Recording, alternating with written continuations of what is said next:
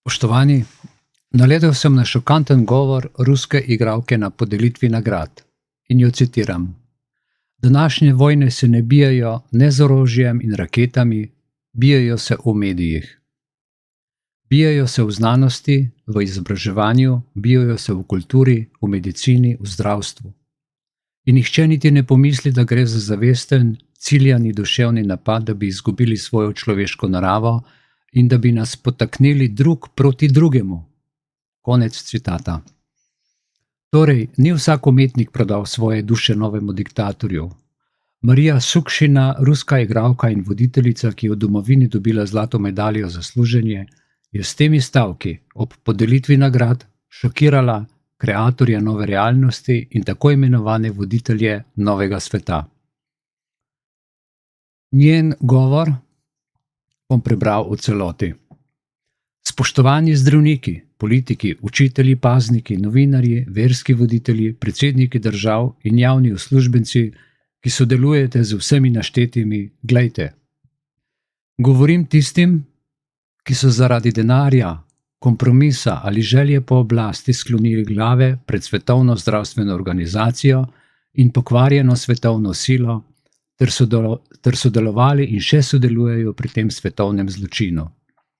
Vedeti morate, da ste vpleteni v najbolj neusmiljeni atentat nedolžnih ljudi, ki je bil kadarkoli storjen in ki ni ogrožal le njihovega fizičnega zdravja in obstoja na zemlji, temveč tudi njihove duše.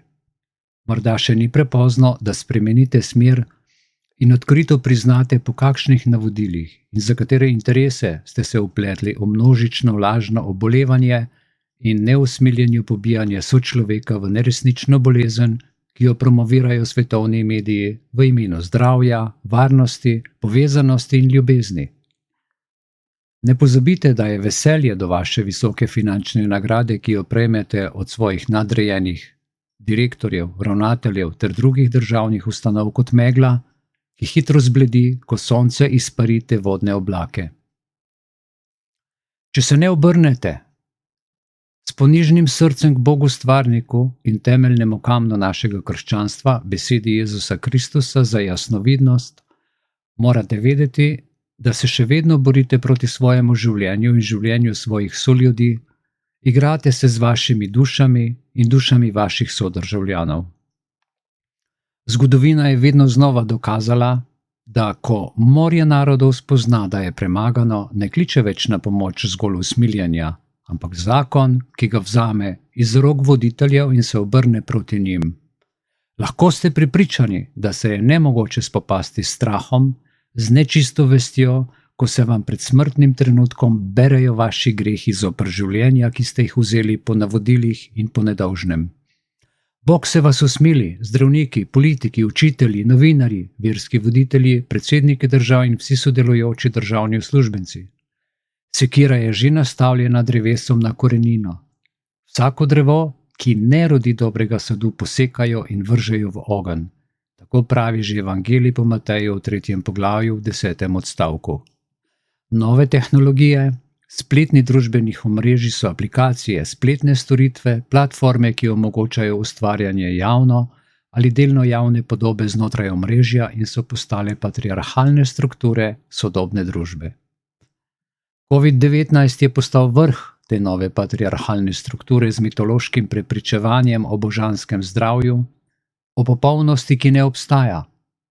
Covid je herezija nad naravo, ki jo povzroča miturgija ali globalni mitonaver. Mitonaver je stara mitološka pošast, ki danes predstavlja prispodobo finančnega kapitala.